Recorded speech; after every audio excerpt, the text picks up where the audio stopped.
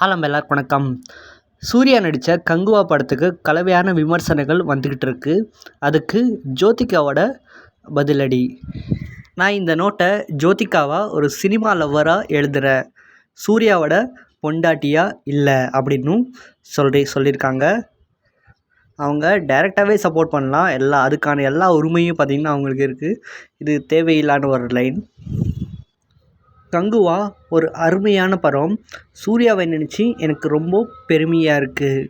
நீங்கள் ஒரு நடிகர், உங்களுக்கு எவ்வளோ தைரியம் அண்ட் கனவு இருக்கணும் இந்த சினிமாவை முன்னுக்கு கொண்டு வரணும் அப்படின்னு.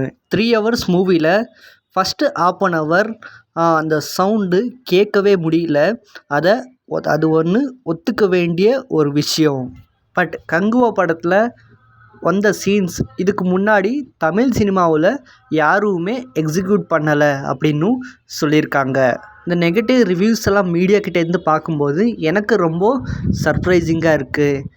இதுக்கு முன்னாடி நிறைய ஹிஸ்டாரிக்கல் மூவி ஸ்டோரிஸ் வந்திருக்கு. அதில் நிறைய டபுள் மீனிங் வார்த்தைகளெல்லாம் பேசியிருக்காங்க.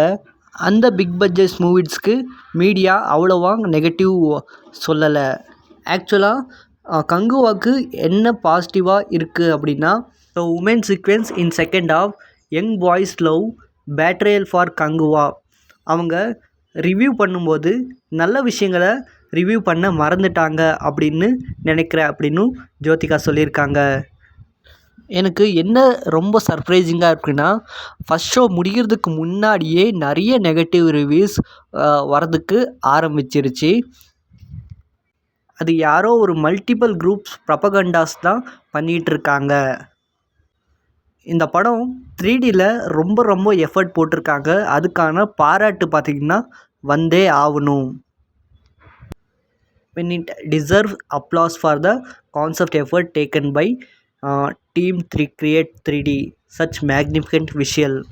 Be proud team Kangua as the one commenting her negative just that nothing else to their credit to uplift cinema அப்படின்னு சொல்லியிருக்காங்க. ஆக்சுவலாக காய்ஸ், கங்குவாவோட உண்மையான பிரச்சனையை இங்கே ஜோதிகா அவர்களாகட்டும் அந்த டீமில் இருக்கிறவங்கட்டும் புரிஞ்சிக்கலன்னு நினைக்கிறேன். நிறைய வசனங்கள் பார்த்திங்கன்னா அவங்க கத்துறதுனாலேயே கேட்க முடியல. நீங்கள் மகதீரா படத்தை பார்க்கலாம், சேம் கான்செப்ட் தான். ஆனால் அதில் இருக்கிற வசனங்கள் இப்போவும் ஃபேமஸ். ஏன்னா அதில் யாருமே அந்தளவுக்கு ஒருத்தர் பேசுகிறாங்க அப்படின்னா ஒருத்தர் கேட்பாங்க, அதுக்கப்புறம் தான் ஒரு வசனமே பேச ஆரம்பிப்பாங்க. அந்த மாதிரி இருக்கும். வசனங்களை நல்லா எழுதி அந்த லவுட் ஷவுட்டிங்கை கம்மி பண்ணியிருந்தாலே நெகட்டிவ் ரிவ்யூஸ் இன்னும் கம்மியாக வந்திருக்கும். அண்ட் அதை அடுத்த பார்ட்டில் சரி பண்ணுவாங்கன்னு தோணுது.